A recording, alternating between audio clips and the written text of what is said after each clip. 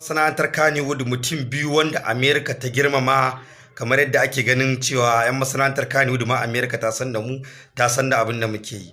To kuma wasu mutane ne guda biyu wanda Amerika ta girmama ta aiko musu da wannan saƙon hannu da hannu. Dama shi saƙon ba ta intanet ake turo da shi ba, hannu da hannu ake turowa a bayar, kamar yadda ake ganin Hamis Breaker ya karbi nasa, ga dai na Hamis Breaker hannunsa ya rike. Sannan mutum na biyu shine kuma Adam A Zango.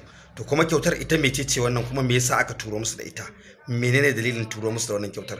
Wannan dai kyautar da kuke gani mai tambarin logo na YouTube ne. A tafiya ce a cikin YouTube, idan kai karfi ka danna magoya baya suna danna wannan subscribe din, to shine zaka samu damar da za a turo ma da wannan kyauta tun daga America. Tafiyayya za a zo a danka ma, a ce wannan naka ne da hotonka da sunanka da komai a jiki, za a ga tambari na logon YouTube. Wani kuma za a turo masa da gan shi mai golden, wani kuma mai silver, ba irin wanda ba sa turuwa, amma yanayin karfin mutum, yanayin abin da su turo masa.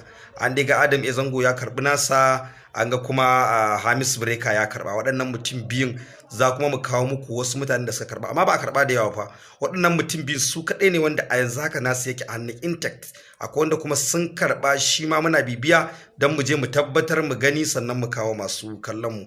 Amma waɗannan mutanen guda biyu su ne wanda muka samu sun karba yana hannu.